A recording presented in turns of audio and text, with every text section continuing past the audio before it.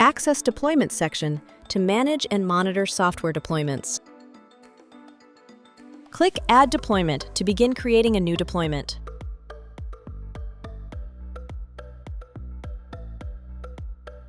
Enter a descriptive name for your new deployment.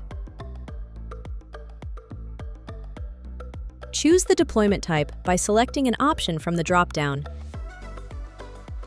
Select your preferred deployment type from the available list.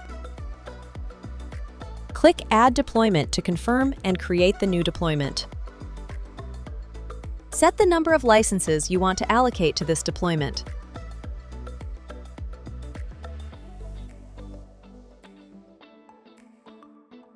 Open the Select Action drop-down to perform more deployment functions.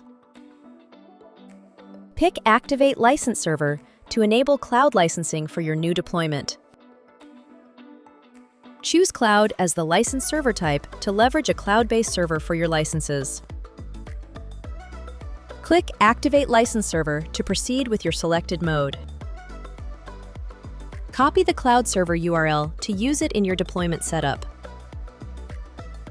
Review license usage by clicking the Usage tab.